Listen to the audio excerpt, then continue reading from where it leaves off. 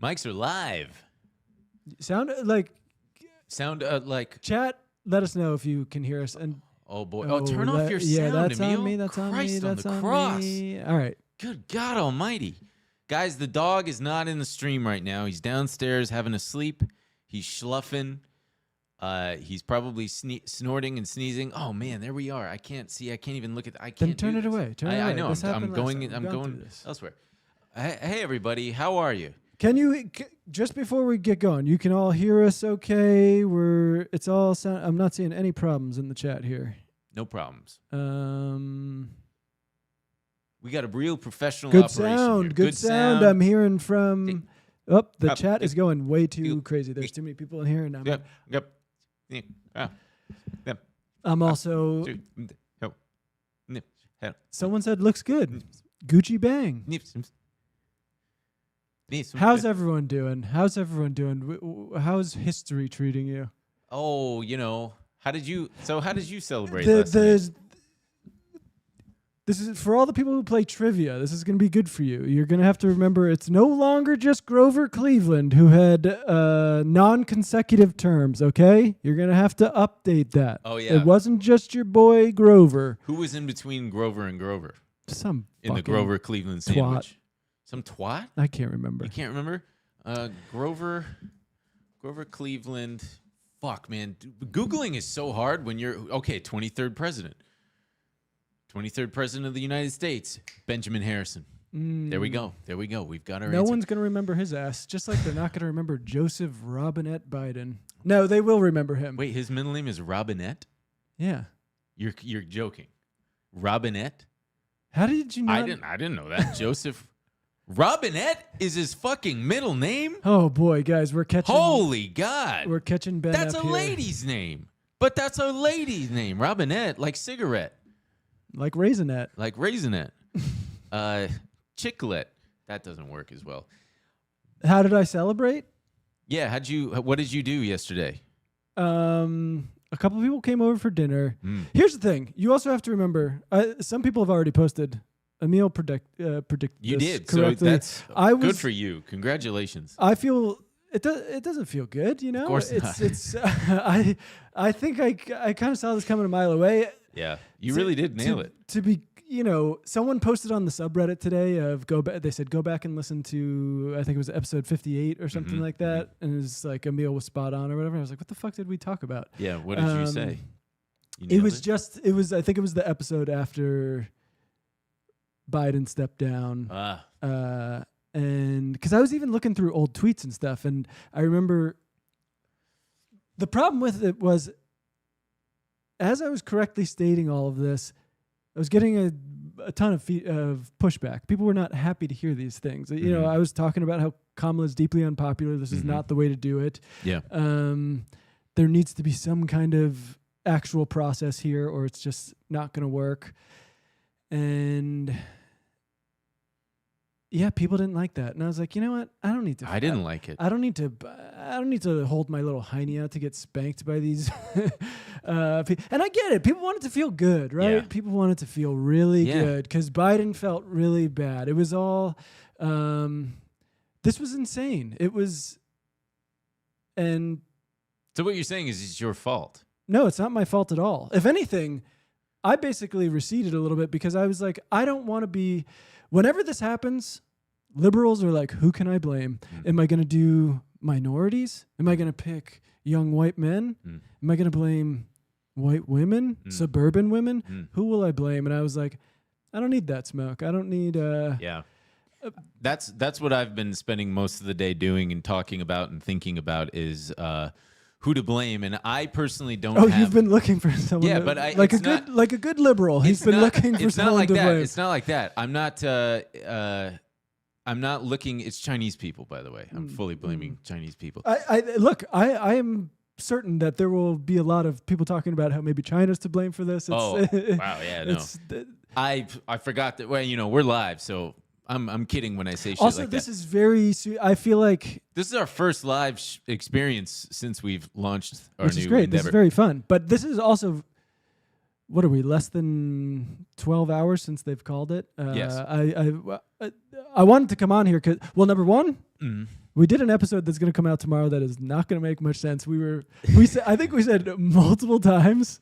It's still going to be a great episode. It's great. It's fun. I wanted to talk about that kind of stuff. I think within the context of everyone being in the state they're in now. We were so hopeful. No, young. Not even hopeful. We just kept going. Look, there's not even gonna be a fucking answer until Saturday, so it doesn't matter. Just I want to go ahead. And so definitely wanted to just jump on and talk about it, but this is all just so early and initial reactions. What I was going to say, my blame that I am looking for lies not with any one particular group. It lies with the Democratic Party. Oh, and I have a lot of bones to pick, and I've filtered it down in my mind, and I will share all that with you. I think I completely agree. There is no one else to blame but the Democrats. Besides this entire thing lays at the feet of the Democratic machine.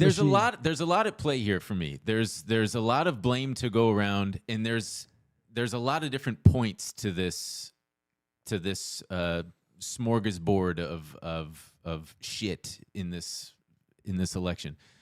First and foremost, I want to give a huge shout out to the women out there, because if you're a woman, today hits extra hard because it feels like a betrayal, an attack on your own. I mean, I was just on your rights. I was seeing that piece of shit Nick Fuentes just laughing jovially, just saying atrocious shit. Oh, that is by far. Oh my God. I have not gotten any because I think after the 8 years it's been since Trump's initial win, I think I've told enough people to go fuck themselves that I have not received one gloating message. Oh, wow. Good for you. I think that is, as much as I am trying to be a warmer, more welcoming person, that is one benefit of being confrontational. I think people know better to not fucking send me a dumbass text.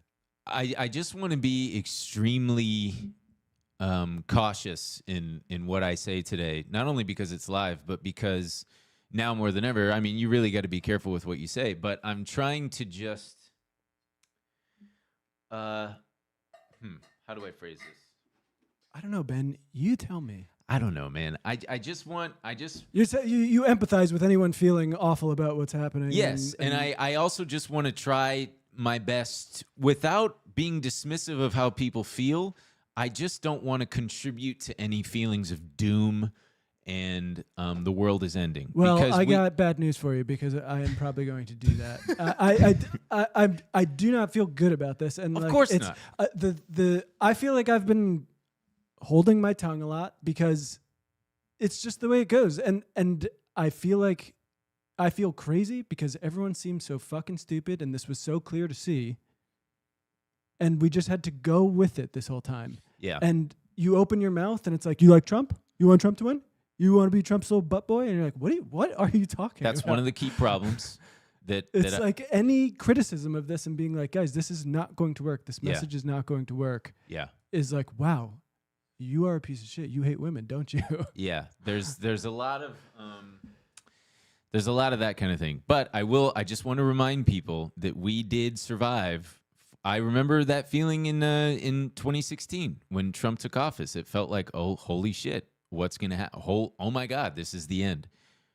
We lived, we survived, we went on. I understand that argument. And I'm not making an argument. I'm not telling people, hey, just relax. I'm just trying to. I understand the sentiment. I'm just trying I understand the sentiment. I don't want people to panic. But it does feel so much crazier this time. Yes, and of course. I have this like huge thing where I'm like, I wish he just won in 2020. He seemed so much less crazy than now. Interesting. Yeah. The merging with Elon Musk and stuff, this all feels so dark. Yeah, that part's not my favorite. The Supreme Court, the Senate, there's a lot to contend with here. But before we get ahead of ourselves, I do want to be very clear. There is no one to blame but Democrats on this. There was so much gaslighting going on.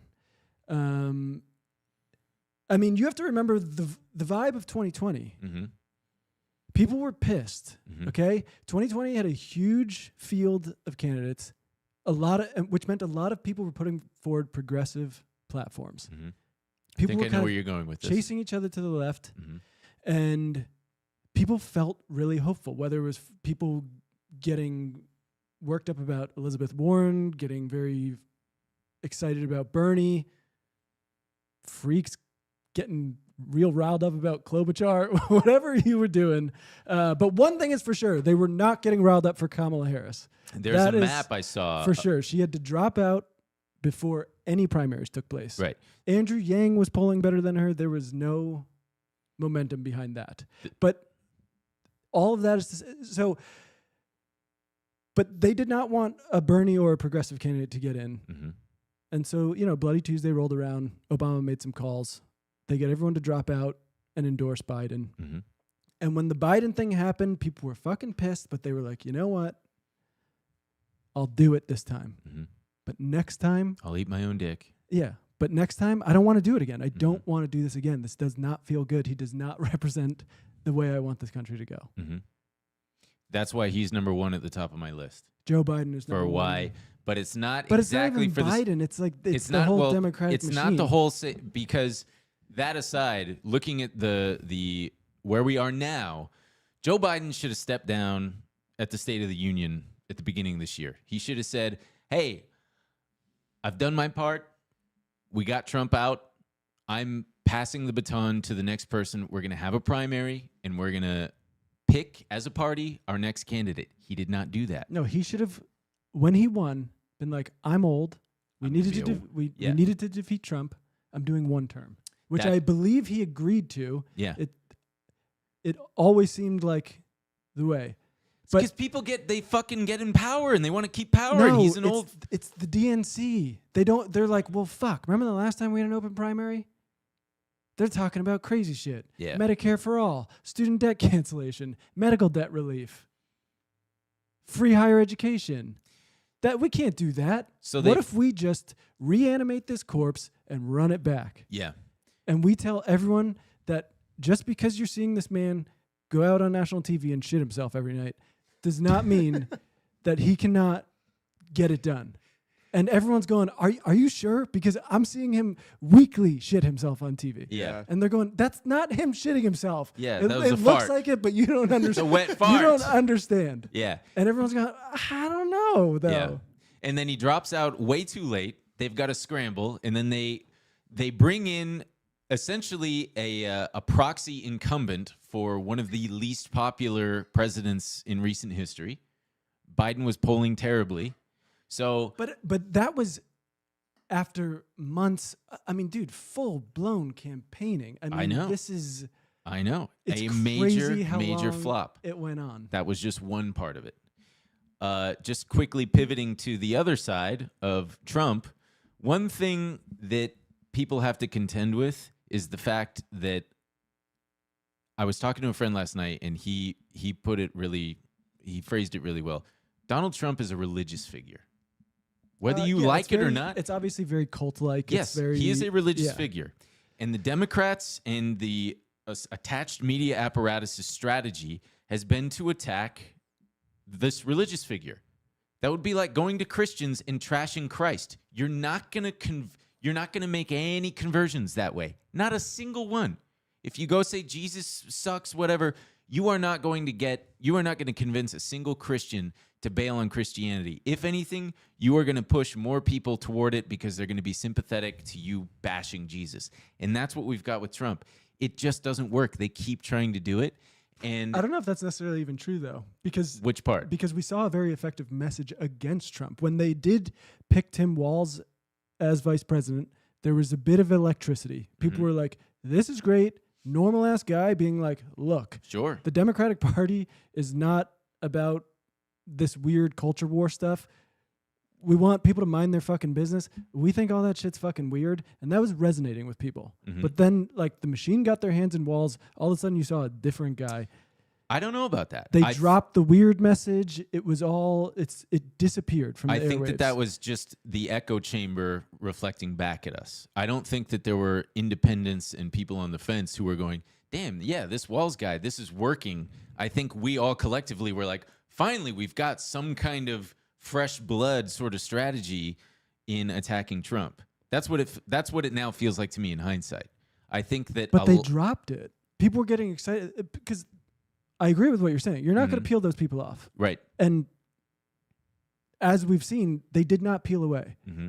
But the problem is, her strategy was to peel them away rather than to just energize actual Democratic left-leaning voters. Yeah. And that's when you're seeing the insane stuff like Liz Cheney, the Cheneys, talking about, I mean, here, I tweeted today because these things are... Yeah, the Democrats thought that reaching across the aisle to establishment Republicans was somehow going to win favor when the entire thesis of the Trump squad is that he is anti-establishment, period. I mean, in a moment when foreign policy has never been a bigger mess, never been a bigger problem for Democrats. Right. She comes out, this is September 10th. Who, Liz Cheney comes out? Kamala Harris. I have the endorsement of 200 Republicans who formerly worked with President Bush, Mitt Romney, and John McCain. And then she's got a graphic, and it says in big letters, 200 plus, Bush, McCain, Romney, former staffers have endorsed Kamala Harris. And she's got a list of some of these notable people. And everyone who is normal is going, wait, I spent the last 2 decades hating those fucking people. What are you talking about? Those are war criminals. I don't want to be in a party with them. Mm-hmm. And they pulled no voters. Yeah. But the machine follows... Poor messaging. I mean, it's not... Poor messaging. It's not just messaging, though. That's genuinely what they were doing.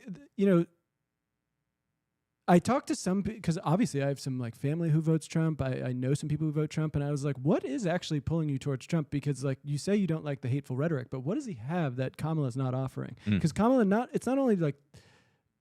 some of these endorsements, it's some of the actual policy. Trying to run to the right on border. Talking up fracking. The billionaires. I mean, there were more billionaire backers of Kamala Harris than Trump. Right. It is the party of the elites. So I'm just like, what was missing for you? And what was their answer?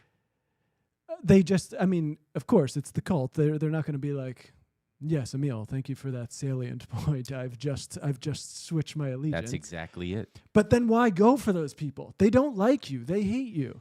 There's plenty of people who are... Because you don't go for them. This is what the Democrats have to learn. You do not go for them with policy because they don't care about policy. If they did, then this should have been a layup. No, not them. But people do care about policy, and sure. You've seen it before. You've seen, I mean, there's going to be so many people talking about, people still write the postpartums about 2016. Bernie could have won. I mean, and you are talking about the groups that people are talking about so desperately needing to win. Bernie was winning those groups. Yeah. Latinos. And a lot of those Bernie people are now Trump people. The Rogan endorsement. Rogan was like, I like Bernie. Yep. This shit makes sense. The podcast bros. Yeah. They were like, great. We get to like be mean to liberals on the internet. I can get behind that. It's that works for me. And a lot of those people went to Trump.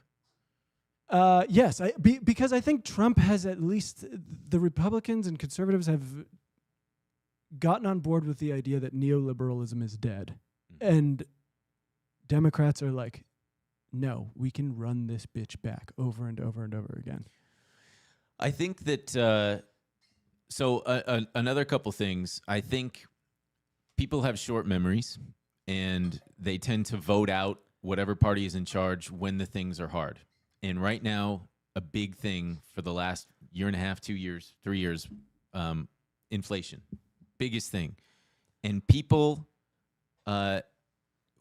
it's like we've forgotten, or at least it's wishful thinking to think that they don't do this, but people vote with their wallets. That's it. That's all people care about.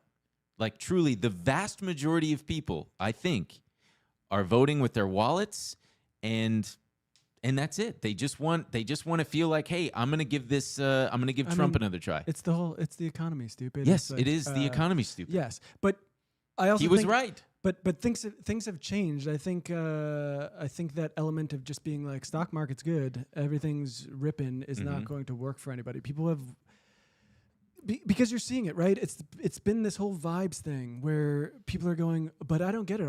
All of this economic data is pointing otherwise, but people are saying their lives feel bad. And so it's been years of politicians and economists going, no, your life is good. And they're going, but it doesn't feel good. Yeah. And instead of being like, well, what doesn't feel like, how can we fix any of this? Yeah. Because there was no talk about these bread and butter issues. There just wasn't. I mean, Trump probably brought him up and would say, he'll say anything. He promises the world to you. Oh, he gives you if 500 talking points a day. You tell him, he goes, I'm going to fix it. Yep. But there was all of those things that were on the table in 2020, just no talk of it. Housing for all, Medicare for all, universal universal health care. Yeah, I think free higher education, all of these things. I think it comes down to another one of my points, which is that people weren't allowed to talk about any of this. People don't want.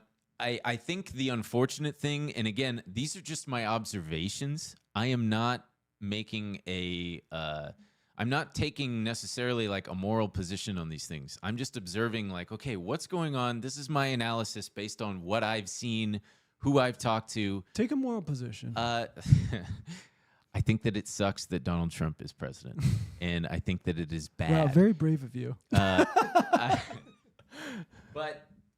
I think what's key and crucial is understanding what's going on, so as to prevent it from getting any worse, and so as to finally reposition the Democratic Party to not let this kind of thing happen again. And I really think that I know how this sounds. The media has to take a good look at itself, because the media lies all the time. But dude, they sensationalize. But you've got to realize that they give Trump, and just to use one of the most recent pertinent examples that was so frustrating, and I fell sucker to it. He talked about Liz Cheney, and the headlines were all Trump talks about like executing Liz Cheney or sick. That actually whatever it was. That almost made me vote for him. That was actually whatever it was. And I was like, God damn, he must be losing his fucking mind. I go and I watch the clip, and it is so far from that truth. He's just underscoring how these war hawk Republicans and Democrats, these establishment politicians, from their ivory tower go and send soldiers to die, when if they were faced with the same thing, they wouldn't want war if they were the ones actually on the front lines. And the fact that they do that they do it just as often as Trump lies, because Trump does lie. But when they do shit like that and they blatantly misrepresent things that he says, they just make it worse for themselves, and they give him more fodder. They give Elon Musk more fodder. They give the entire Republican apparatus more fodder to then point and go, look how dishonest they are to you. Look how condescending they are to you. And it does feel that way. And I can understand how people then feel like, you know what? Fuck you. I'm not voting that way. Because much like we've been talking about how people buy meme coins because it's just you're buying stock in the thing that's happening right now, that's how people are voting now too. They're not voting. A lot of people, I don't think, are voting explicitly because of policy. They're voting as a fuck you. Oh, 100%. Yes. And so that's why I'm fully including the media in the blame and here. Yes, as bad as horrible and awful as Trump and all these people are, the Democrats do not have clean hands, and it makes it very easy to point at them and go, look at these fucking buffoons, they hate you. That's why I was talking. There's like so many different points to this. There is not a single place to point blame. Yes, there are. The Democrats is a pretty easy. The Democrats are a pretty big one. Donald Trump himself is a massive one. We have an illiteracy problem in this country. There's people who are poorly educated. There is a lot of racism. There is a lot of sexism. There's a lot to be said for that. But scolding people for that ain't gonna change a fucking thing. But that's the thing. And the sooner we stop doing that, the better. People don't want to be scolded. There were people. There was a guy.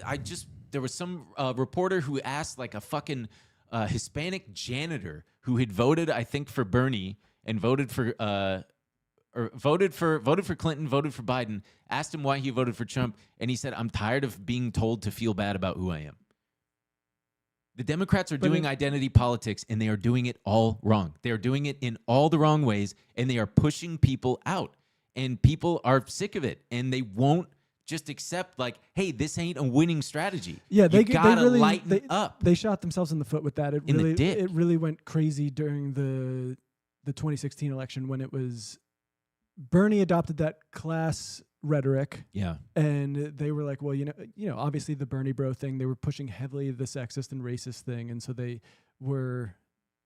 created this whole identitarian politics that they pegged themselves to and are now just stuck to. I don't quite understand the guy telling him that they're making him feel bad about. You don't need to understand. That's what he said. People are made to feel bad about who they are. I mean, it's an epidemic of a lot of people just feeling like, okay, I guess I'm a piece of shit. I guess it's the people who are all today it's like pointing the finger. It's you, black men. It's you, white women. It's you, Hispanic men and women. You can't do that. It's not fucking working. It is not constructive. Pointing to Donald Trump and calling him a Nazi and calling him Hitler didn't work in 2016. What in the flying fuck makes you think it's going to work now? What makes you think that calling all of these people, whatever Hillary called them, a basket of deplorables in 2016, which sure is true, but doing it again, it just makes him fucking stronger. It just reinforces the belief that, hey, we're onto something here. It pisses these people off.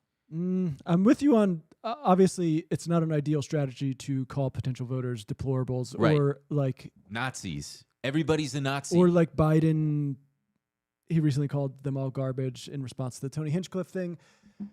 I have a harder time if people legitimately want to point out Trump's fascistic rhetoric and that kind of thing, I don't necessarily think that's the worst thing. I agree, especially when you're holding rallies where you have speakers just mirroring language from Hitler. I think it would be nice to at least have a little bit of consistency. Don't call him the second coming of Hitler and then express condolences when he gets shot. I think it would be easier if you were like, they almost got second Hitler. That would be easier for me to get on board with. Yeah. But yeah, I don't.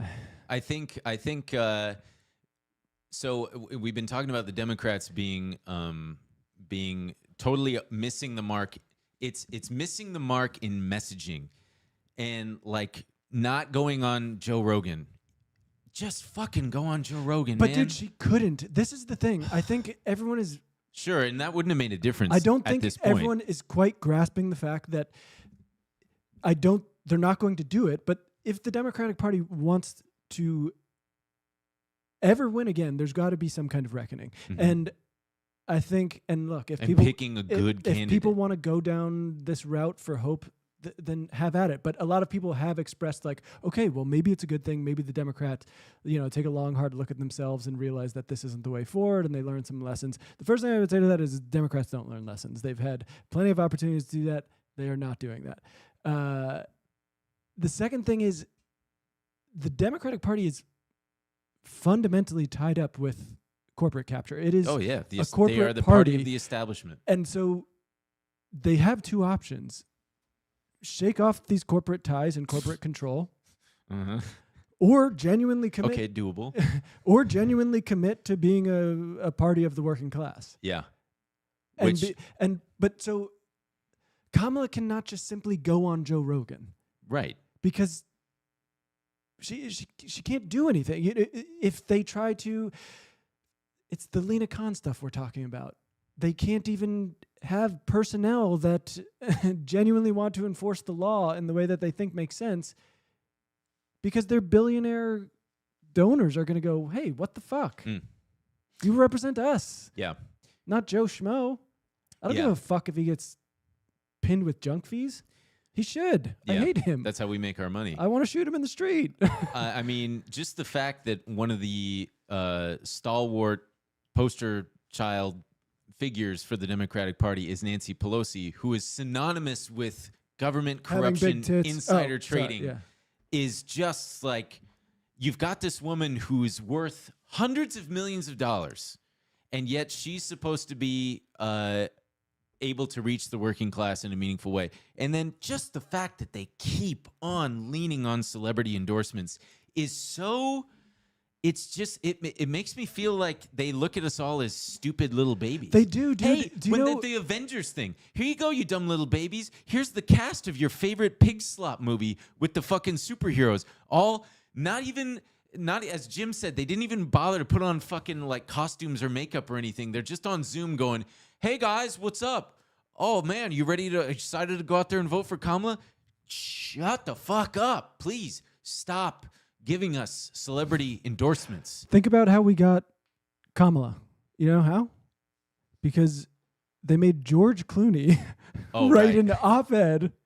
Was it the New York Times? It's insane. They were like, George, we need America's sweetheart to go out there and tell him that we've watched Joe Biden poop his pants one too many times. It's fucking insane. And don't get me wrong. And that made every liberal go, you know, he makes some good points.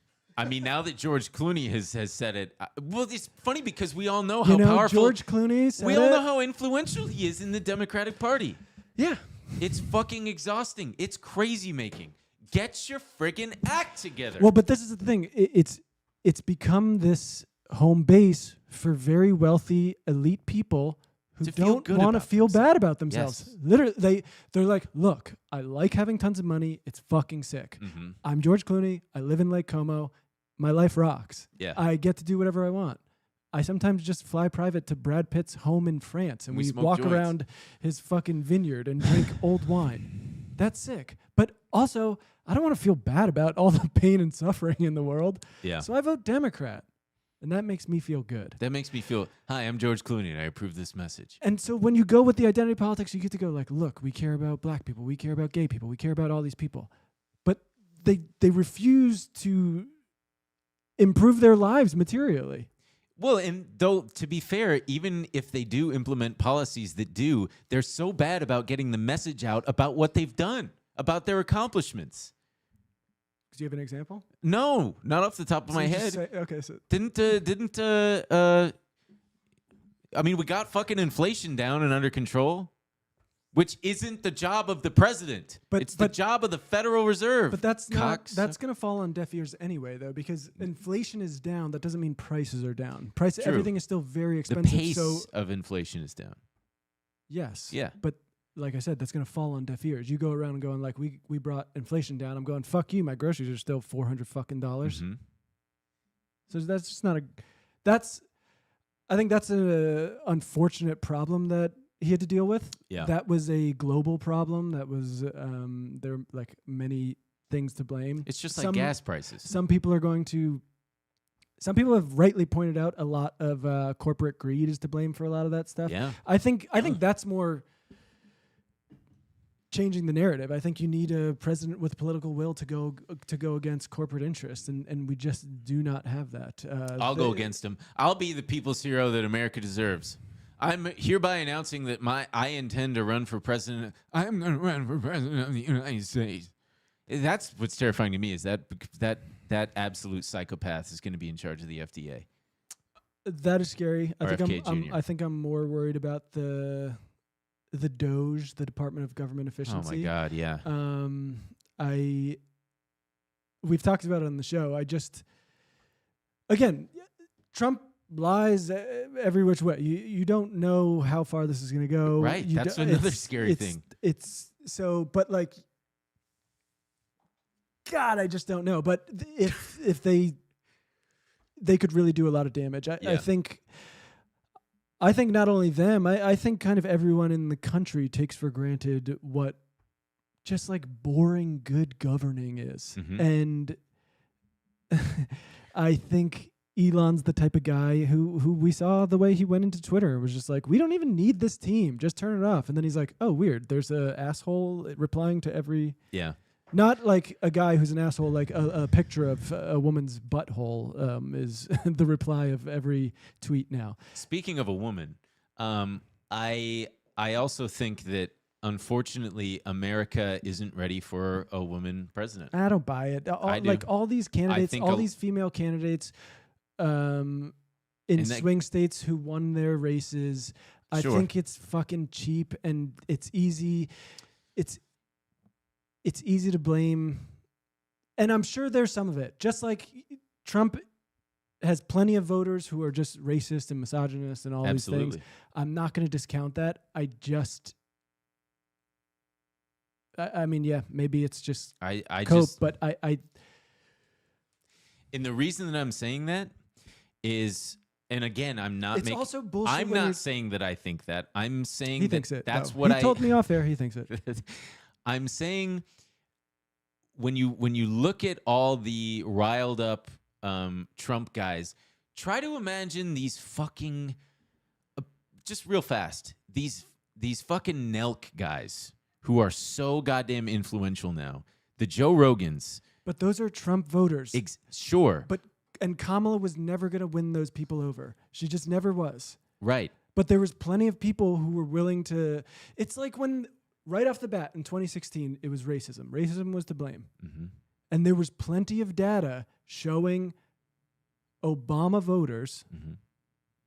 who switched to Trump Mm-hmm. all over the country. Yeah. And also, it's just hard for me to imagine that people all of a sudden were like, you know what? I wasn't racist enough to vote for the black guy, to not vote for the black guy. But as soon as Trump rolled around and started with that rhetoric, I got real racist. Yeah, I'm just trying to say that it's a lot harder to go toe to toe with those guys if you are like, I don't know, masculine, this whole masculinity thing, even if those guys were gettable voters, they wouldn't be as gung-ho because there's just a lot of idiots out there who, women too, who just don't, they Here's just my can't only get thing with that. enthusiastic about it. Even if it's true, I Mhm. just don't think it's that helpful to focus on Right. because it's not Sure. necessarily something you can impact. Mhm. What you can impact is the fact that there are tons of voters who are willing to go with you if you focus on bread and butter issues. Yeah. I think that It's just a fact, and you cannot bread is fix- too expensive, butter's you butter's cannot- too firm. you cannot fix misogyny. You No. cannot fix racism. No, you have to gently massage it out. You can. You got to get a real hot black woman in there and massage it out. Get that racism out. Sorry, we're live. Anything can happen. I just think that, I think that. I'm also just going to stop real quick and just say there's 2,400 of you who Oh, tuned in here. wow. This is so fucking My sick. God, I haven't even looked at the chat. I love you all, and we hope to do this more. This is very fun. Yeah, this is and, very fun. Love to be interacting with you guys, just like right off the Two fucking shit. two of my final points are I think that it would behoove Democrats, progressives, whatever you want to call yourself, left of the center line. We need to remind ourselves that politics is a game, and it is a game of compromise. It is not a zero-sum game. You cannot treat it that way, or you will lose. And we've somehow gone down this path of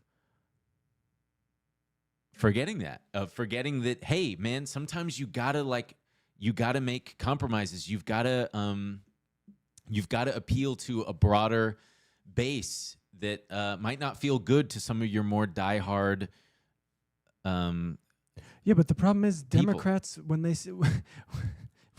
when you tell Democrats they need to compromise, they're like, okay. And then they turn around and they go work with like racists and awful people. And they're like, no, we meant with the left. Yeah. And they're, sorry, I thought you meant the war criminals. Yeah. I think also the last thing is that I feel like all around we've just collectively lost the ability to hold two truths at the same time. And everything is black and white. and it's deeply frustrating and disheartening. And yeah, I just think that there's two, as part of the loser party right now, who just got absolutely swept across the board, popular vote, electoral, Senate. You have one of two choices. You basically either take a good, hard, long look in the mirror and start jacking off. And just start cranking that hog. That's your first option. No, sorry. No, that should be the only option. No, man. Just self-love. I didn't. Self-care. I shouldn't have made a dumb joke. It's okay, man. Better you than me that time, because people have been saying that I do that too often. But you either take a good, long, hard, honest, sobering look at yourself as a party and say, okay, what have we done wrong? Where do we need to improve? Or you go the route of just going, no, it's everybody else who's wrong and racist and vile and sexist and everybody. It's the whole other half of the country who are Nazis, but not I think us. That's reliant on a false premise, right? They are a party of elites in corporate capture. There's no what did we do wrong? I think they're very aware that this message is not resonating, but what can you do if you don't want to shake off those people? The whole thing has been this big tent party. Mm-hmm. You cannot be the big tent party. You cannot be, hey, we want Jeff Bezos, we want Mark Zuckerberg, we want Barry Diller, Reid Hoffman, and then also like we want the United Auto Workers, we want Sean Fain, we want the rail workers, or we want the Amazon warehouse workers. It cannot be the party of Amazon warehouse workers and Jeff Bezos. Yeah. You're going to have to pick one. It's either me or the warehouse workers. Opposite interests. Yeah. You cannot make them both happy. Right.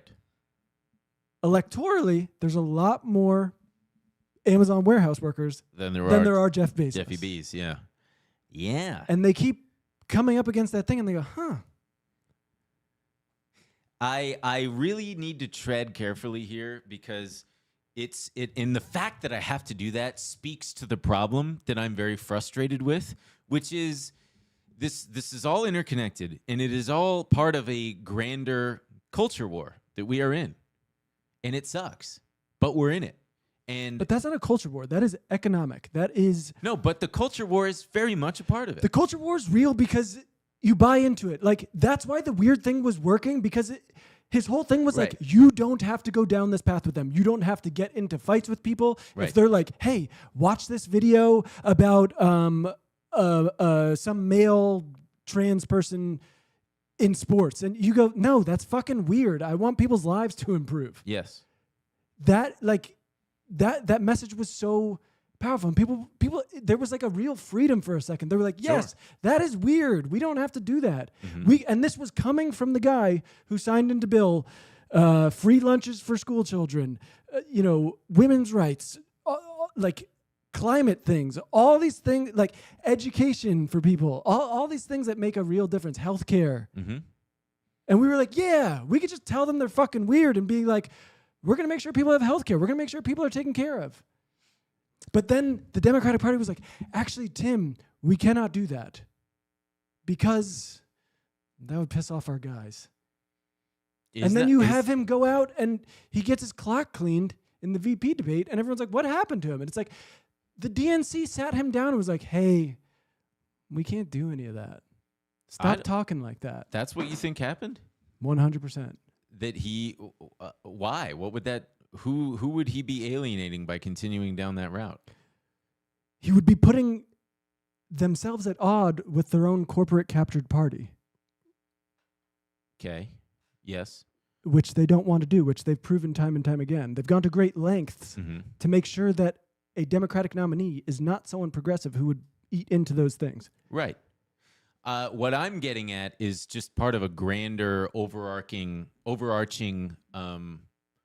culture kind of thing where somehow the Democratic Party has been the party of what feels like big issues to us in our own echo chamber of Reddit and Twitter and Instagram and stuff, but to the vast majority of the rest of the country, they don't give a fuck. They just don't. And we treat them as if like, hey, yes, that's what I'm saying. They don't need to get wrapped up in those things. Right. But I don't think that is the problem. I think that is one of the major It's only a problem because we're getting wrapped up in it instead of getting on the ground and fighting where it matters. Right. But they can't do that if they're a corporate captured party. I understand. I think we're both kind of saying similar things here. You kind of are. I'm just saying that, we got to stop leaning into that. We got to stop leaning into it's the fucking young men. It truly is. If Democrats really want to turn it around, I know how this sounds, folks, and I'm really sorry. But we have to not continually point fingers from within the party and be like, well, you guys are being, whatever, you're being toxic or you're being what the fuck ever. There is a fundamental part of young people across races, across different parts of the country, where that messaging of like you are inherently like bad and full, it's like this original sin that people feel repulsed by and pushed away because of. And but if you did want to talk to young people who did have toxic ideology, do you not feel that there's room for that? That there's not room to what? Actually point out that toxic rhetoric? Because I do think that, but it's hard to do that without coming across as a scold. So I think that there's a better way of doing it without scolding and instead just offering an alternative where it doesn't feel like, hey, you're not welcome here by virtue of immutable qualities that you cannot change. And I think part of that also is somehow the Republican Party has become the champions of just like, rah-rah, we're going to advance ceaselessly, mercilessly into the future. We are they have become the party of progress.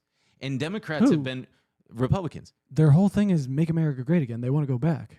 No. I'm talking about like the technocratic, rockets and like embracing technology and move fast without government regulation and all this stuff.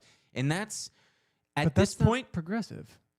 It's progressive in like an economic sense.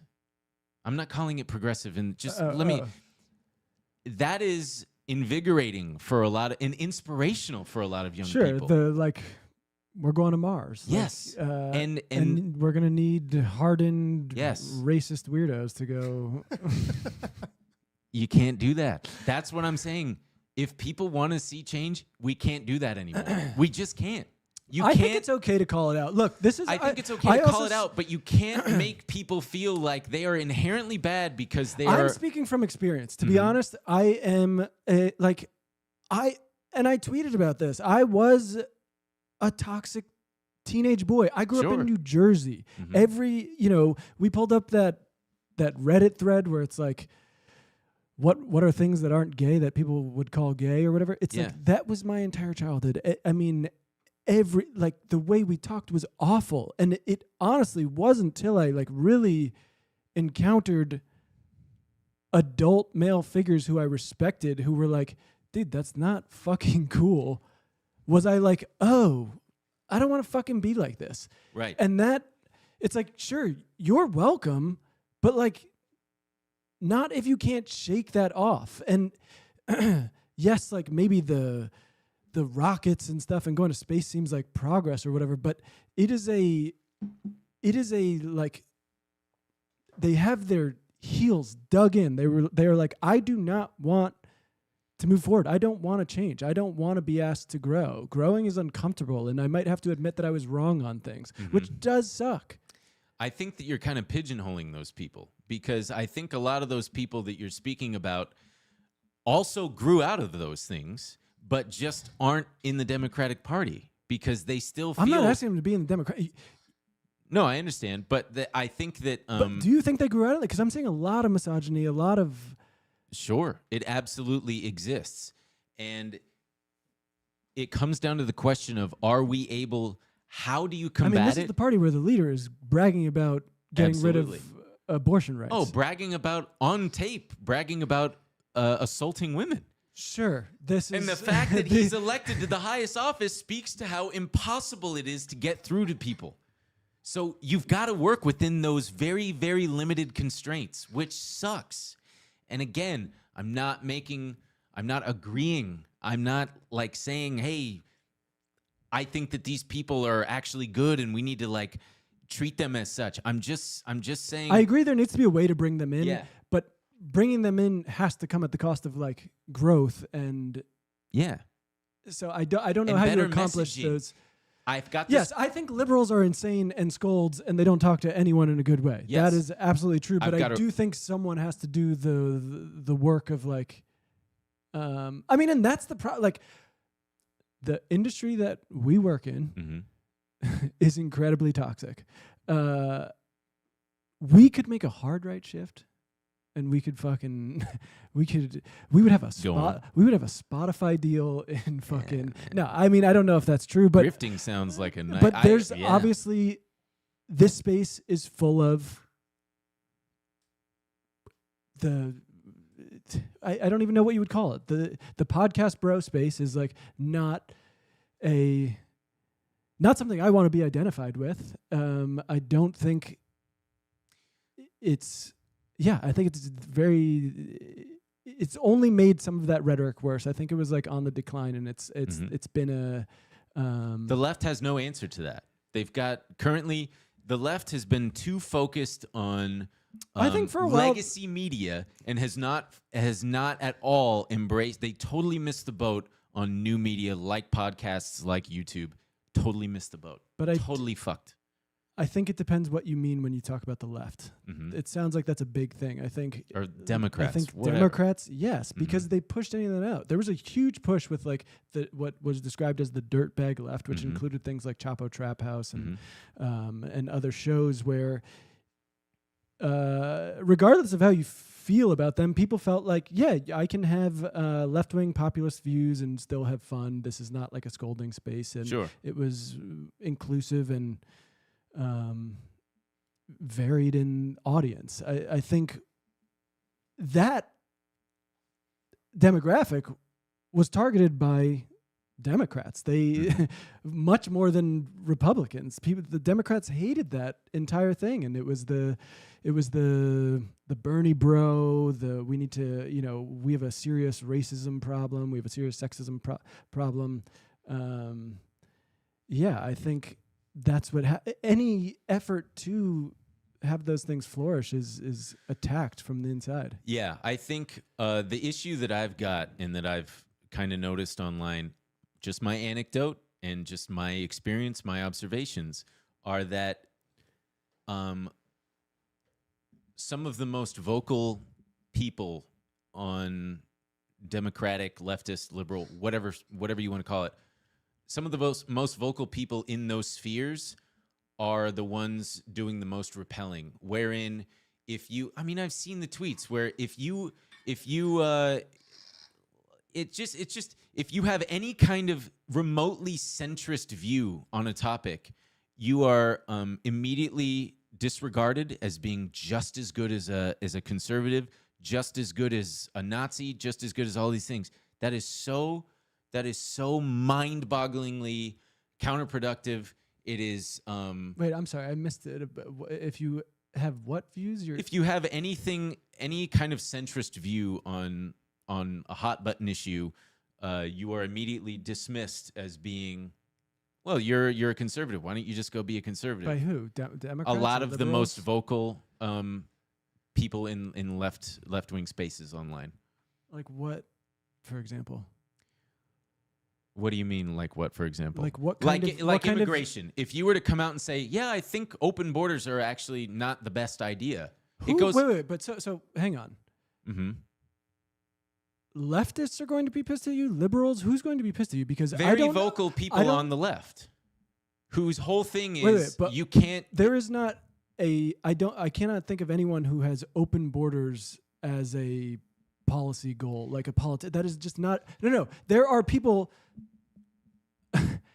There are people on the left who would advocate for open borders, but it's such a strange thing to go after because it is so far from even being close to I mean, mainstream is not even the right word. Then it's a messaging failure on the part of the Democrats because a big reason they're why running to the right. She's talking about how she's going to build the fucking wall. No. I'm talking about how, first of all, I'm just trying to drive home the point that you can, with certain people on the left, you can agree with them on 99 out of 100 issues, but if you disagree on one, you are just as good as you're just not part of the club. You're kicked out. I think you're talking about a hardliner leftist for sure. Exactly. But and I think that those people are a huge detriment to the overall party. Classic bullshit from Democrats where they attack these people who like have an inkling, a whiff of imagining a better world. Mm-hmm. And if they question your morality at all, you need to like,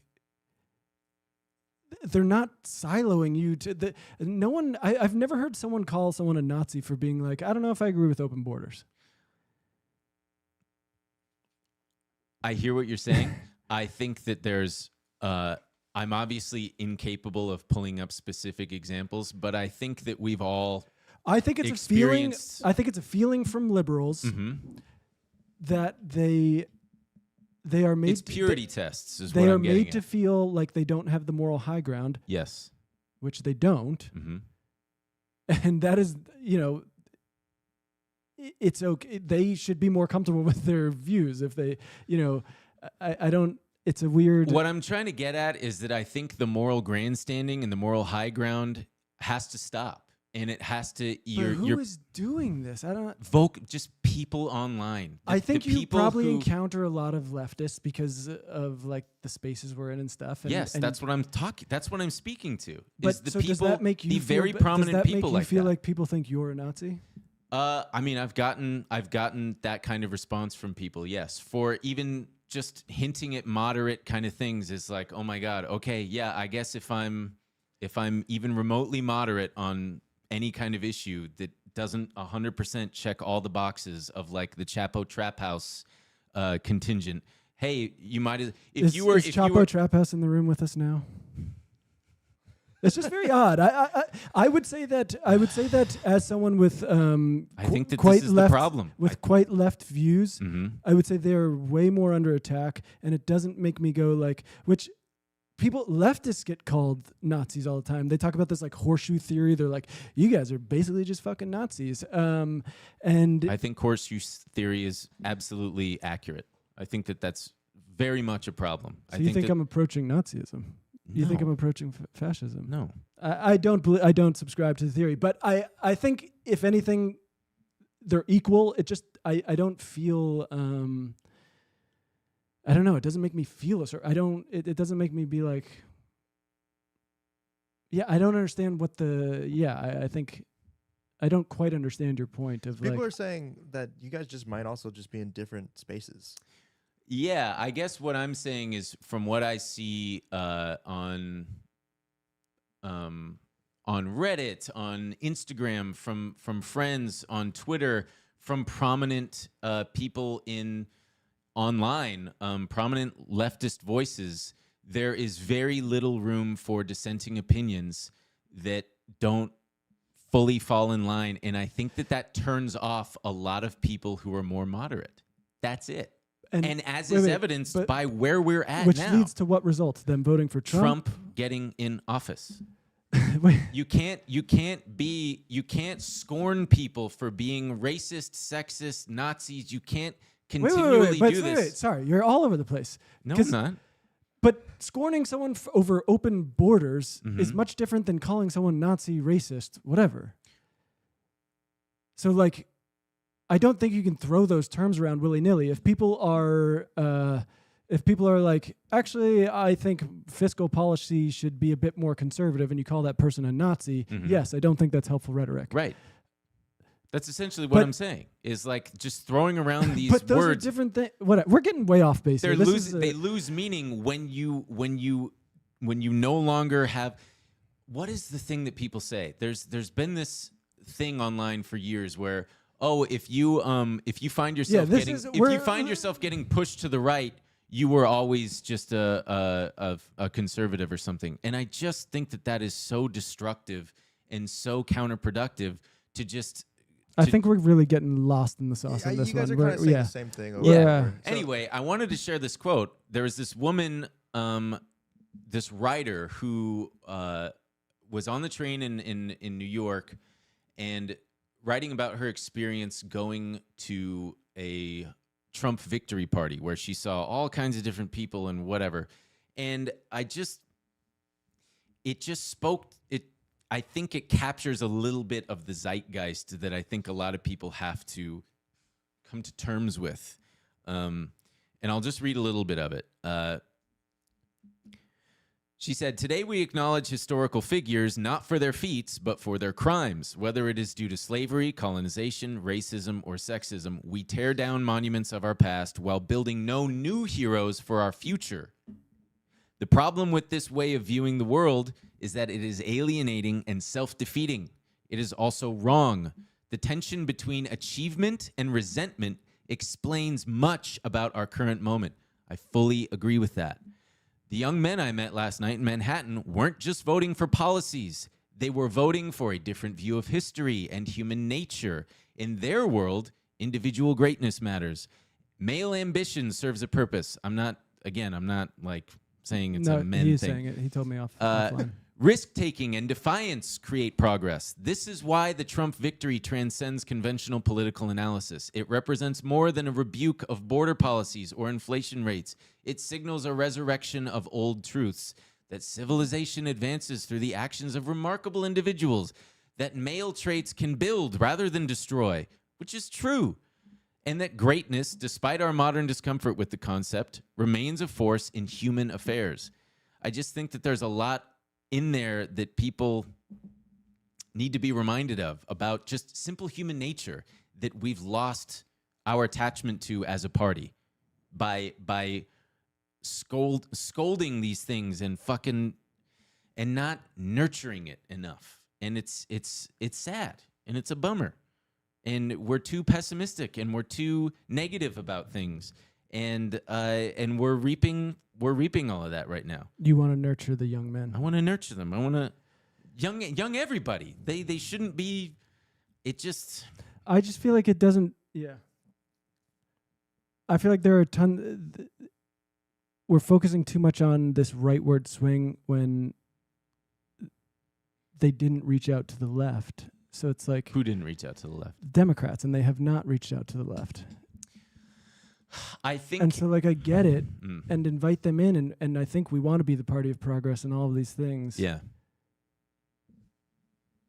But why are we trying to capture?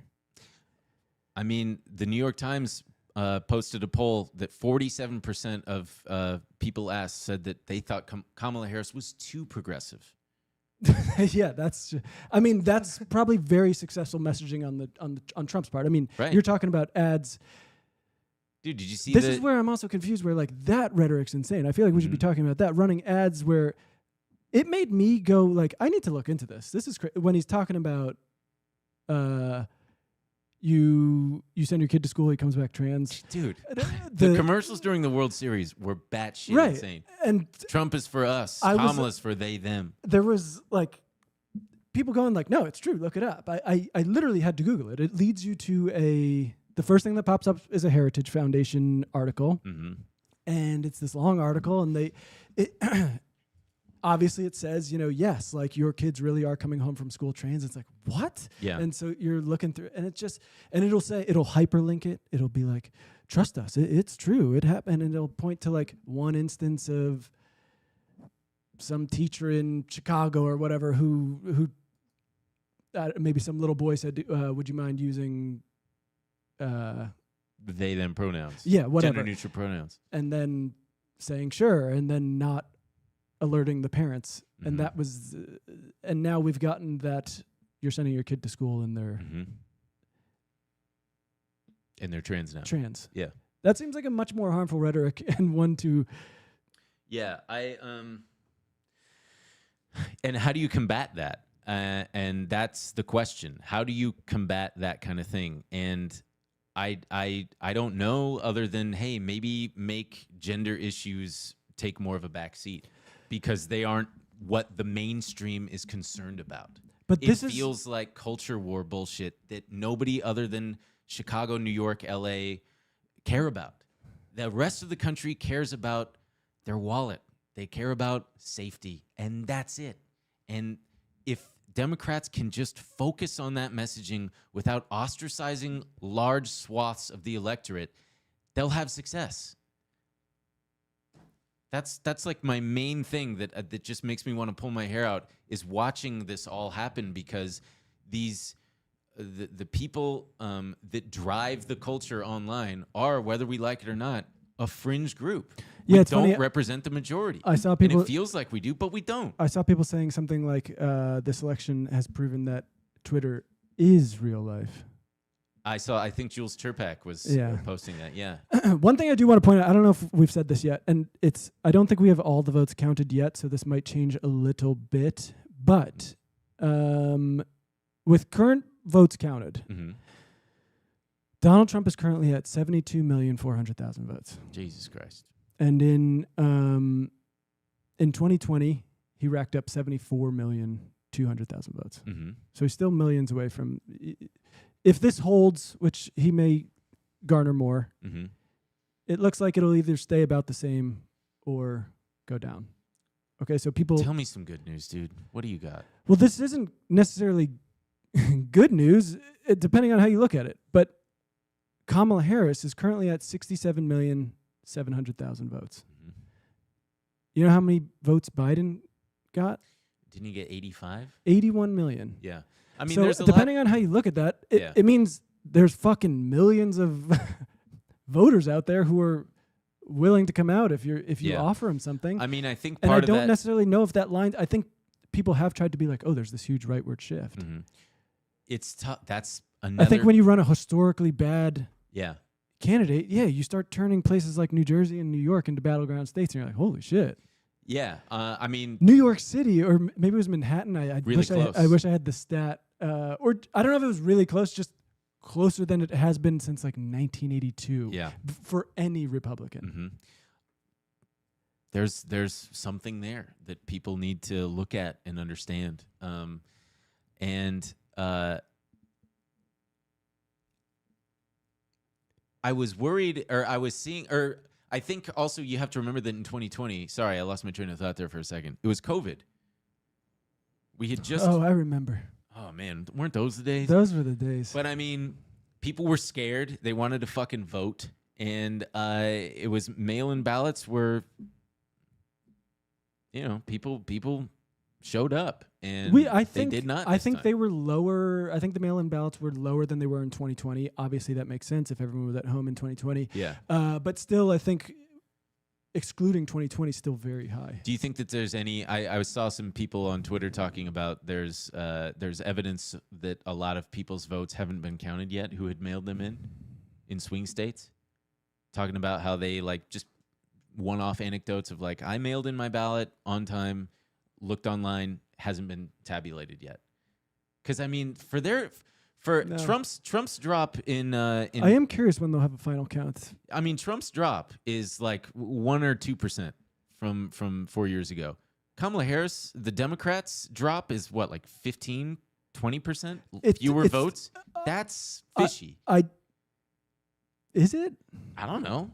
I don't think it's comparatively after this entire conversation we've had. I don't think it's fishy. I mean, that's just so much. I guess people, they didn't get out and get the vote. I think Kamala Harris and the Democrats said to a lot of people, like, especially to people on the left, let us push in your dick. We don't need you. We'll do it without you. And a lot of people said, okay, if you don't need me, I'll stay home. I've heard that rhetoric used before with a lot of people. Yeah. It's just, it's not like they were going around being like, what do you need? How can we get your vote? Yeah, they're like, it's not for you. Yeah. They were like, we're actually, I mean, when she said, which was I think a huge blunder for her, in late days of the election, they asked her, how will you be different from Biden? And she couldn't come up with a good answer. And then she said, there will be Republicans in my administration. And everyone went, but we don't want them. Well, again, and they had Liz Cheney on The View, and Whoopi Goldberg's going, God, I'd love it if you were the AG. And it's like, what is happening? Yeah. What are you guys doing out there? I just went to the chat because I haven't looked at the chat at all. How many viewers do we have right now? 2,500. 2,500 of you. Damn. God damn. Everyone say hi. Holy shit. Hi. Hey, everybody put a P in the chat. Do that. I don't know, P. Just type P for me, please. I just want to see if this works. Oh my God! They're all just there they saying, go. "Oh, there there's they some go. peas, there's some peas." Oh, there's the peas. Oh, where were you all yesterday? God, my hair looks like a fucking wig. All right, I'm no more looking at the chat. I don't give a shit. I care, but yeah, it really does make one want to enter politics. That's your takeaway from this? That's not my Holy takeaway. That's a crazy That's- take. That's fucking one of many. Holy Hey, shit. you know, Democrats need they need a that- strong that- man to. That is. You want to be my running mate? No, would that's- vote for you my guys. takeaway would be the exact opposite. It makes me Stay want away to from stay the politics? fuck Yeah. away from this. I mean, It makes me want to get a killdozer situation. yeah, Killdozer? Oh God, I mean, I want nothing to do with this. This Yeah. is.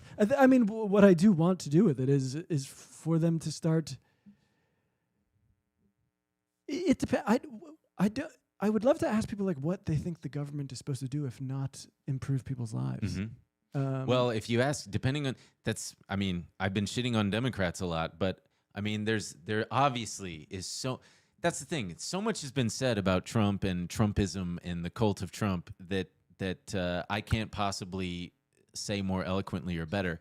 But the fact that for so many of these people, it's just all about making the other side angry says a lot about where we are as a country. And I think Trump, and I know Trump is to blame for that. Trump bifurcated. He just, the whole timeline shifted with him. He just introduced such a crass divisibility to divisiveness, to the entire country, wherein we've just all reverted to fucking name-calling 9-year-olds. That's all politics has become. So much so that people are willing, it's like this is what we've got to play with now, where people are more willing to cast their vote for the person who just makes them feel like they can cross their arms and stick out their tongue at the other side. So much of it is that. So much of it now is just like, yeah, I don't really care. I just want to see the libs squirm. I just want to see the newscasters cry. I also do kind of want to see the lib squirm. So I'll squirm for you. no, I don't know. It's I mean, I really hope that the I don't know what the media is bitching about. They're fucking the New York Times stock is at all-time highs. They're nothing is better for the media than a Trump victory. CNN, CNBC. Rachel Maddow is she's fucking creaming her just creaming her jeans right now. She is so fucking stoked. She is probably trotting out old Russiagate stuff. They're gonna be this is the stuff of lib dreams, man. They're just tired, man. They love this stuff. I'm sorry, but no, they do. Going on Instagram, you get more exposed to like normies, and they love posting the little the crying woman, the screaming woman from 2016. The little hopeful, they love it. Graphic of like, well, love wins. We're still gonna do it. Yeah, but and again, baby. I really hope that the media gets their act together. They won't. And I really hope media literacy in this country is in crisis on both sides. I'm susceptible to it all the time, just like I was a week ago with the Liz Cheney comment. It really, it's really a sad state of affairs when in the attention economy, that's what they've got to resort to, even when it comes down to deciding the next leader of the free world. They just have there's just no shame. I mean, it really is. It just gives Elon Musk more fodder to be like, X is the only place for true, for the truth. It's like, yeah, you guys can't keep fucking bold-faced lying about easily Googleable, verifiable things that Trump says and does. Someone wrote, Emil. I'm just fucking pissed. Someone man. wrote, Emil, do we have no good news? And I don't know how to answer that. I wish I did We have got good news. news. It's a beautiful day today. Otherwise, here in Los Angeles, it is a beautiful day. Oh, sure. There's- Good news. I mean, you're gonna wake up. You're gonna live your life. That's all gonna be fine. You're still gonna have people in your life who love you. All that stuff. But governing wise, I don't know. It's You not- guys have to run. that's not gonna happen. I really, really, really, really, really want people to try to not try to be positive. I don't want to diminish how people feel. I really don't. I don't want to try to be dismissive. I'm not. I'm just Unless they work for the Democratic Party or they are a billionaire donor, I don't care about their feelings, and I do wish harm upon them. what he said. I just want people to, I don't know, be more Buddhist about it, where just please try not to focus on and dwell on the things that you can't control, because they are only going to bring you pain and suffering. And at the end of the day, I just don't want people suffering or feeling depressed or scared. And that's not to say that you shouldn't be, or to willfully ignore it is irresponsible. I just care about people's mental well-being, and I would encourage everybody to remember to breathe, take care of your body. I guess, but just the reality of it all. I mean, Of what do you course. say to someone Of course. whose life is going to materially course. get worse? Yeah. That's Just- what I'm saying. It's just like breathe. this is what I'm saying to someone who's is just like, roll with the punches. Please don't kill yourself or consider doing that, because that ain't a solution. I But promise. that's what fucking happens. That's like, this is what, like, unfortunately, people used to be behind like the euthanasia movement, right? And they're What's like, going on with the kids in I China? knew he couldn't hold them. I knew he What's wasn't going on? able What's going to on with those hold young himself people in back. Japan He and just Vietnam? had to. Go on. But you're unfortunately seeing, due to how bad things have gotten for people, you see it getting legalized in places. I mean, Canada, horrifying stories coming out of people looking for help and them being led towards, Their doctor just being like, Assisted well, suicide. have you considered suicide? and you're just like, what the fuck? yeah. Is that happening often? I mean, there was that woman in the Netherlands, that young woman who was like 28 or 29, had a boyfriend. Their relation, not that having a boyfriend means that you are immune from No, being it means if you depressed. have a boyfriend, shut up. You got your whole life. That's what Ben did. Look, she had a boyfriend. What's the big deal? Yeah, she had a boyfriend. She had, Ben as a therapist, babe, you have a boyfriend. yeah, do you have a boyfriend? Why don't you go Why home? don't you just go talk to your boyfriend You should about this? consider getting a boyfriend, because that might do wonders for your depression. Why don't you just relax? Boyfriends are good for serotonin levels. But she had gone to multiple therapists, and the final one that she was talking to basically said it was almost just like getting a new medication, where the doctor was like, okay, I have heard everything you've told me, and I am recommending Prozac. In this case, it was, okay, I have heard everything you've told me, and you are hopeless, and I think you should kill yourself. And then recommended the assisted suicide, and she did it. Yeah, I mean that's. We should probably wrap this up soon, but Yeah. like I spent a lot of time in 2020 doing different events with Bernie, whatever it was. They would be groups, and oftentimes before we started things, the person leading it would start like, "Hey, why don't you just introduce yourself, and if you could, say why you're here." Mm-hmm. And I'm scared. Someone say like I'm here because I. Go ahead. Sorry. it's just, it wasn't people going around and being like, "I'm here because like, I love Democrats," and I think it was people being like, "I'm here because I need this. I'm here because I can't, or my family member can't afford healthcare they need. They can't afford medications. I'm here because not only is it me drowning in student debt, but my parents co-signed, and now because I can't afford it, their bank accounts are being drained. I'm here because I went bankrupt from medical procedure." Like, yeah, I don't even. That's the. So I just have a hard time like telling people like, chin up. it's. I'm just trying to tell people that at least, the very least, what is in the realm of your control, what is possible for you to manage, is yourself and your physical well-being. And I would just encourage you to do your best with what you can control. And Get a boyfriend. Get a boyfriend if you don't have one. This is what we want to leave you all with. See an assisted suicide psychiatrist. Walk if you're your in ass Canada or in the Netherlands. Past the assisted suicide and walk into that bar and meet a boyfriend. But It's the only way, babe. but And that goes for women, men, anyone in between. And I hope that the country is okay. I hope that people are okay. I hope that everything works out. I do. I can't not. I don't want to root against the country because it's rooting against your own team. It's rooting against ourselves. It's not to say I'm rooting for Trump. I'm not. I just hope that my fears and my worries are overblown. God, we are gonna look silly when he passes universal health care, huh? I'm gonna be eating my words when we get Trump care. I will tell you what. And when he Oh, excuse me. when he cancels my student debt. I mean, that's whatever. We've done enough. Shit. I was gonna say something else, but I can't now remember what it was. Tell everybody to like and subscribe. Of course. Oh, hey, by the way, like and subscribe if you haven't. Hit that little notification bell. Let you know when we're gonna post a video. We do have a good episode coming out tomorrow. It is really good. It's a classic. It just feels dated after. You can.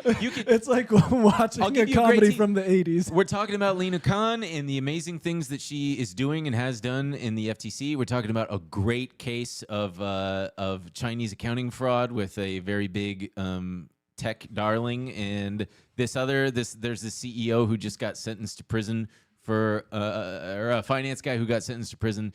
So you'll probably enjoy that, and it's just us shooting the shit and. Boy, yeah. By the way, I was dead wrong. I predicted a Kamala landslide. You said landslide. I said over 300, and I was wrong. I was wrong in the sense that I thought it was going to be a little closer. I don't expect him to get a fucking shit Same. rocked. I'm shocked. I thought Trump was going to win, but Yeah. my God, I thought we'd find out on Saturday. Yeah, man. And yeah. But this was so fun. I can't wait to. I mean, I can't- honestly, Should we tell the people what's coming? No. No. But Ah. the Someone said Doc on camera. Come on, folks.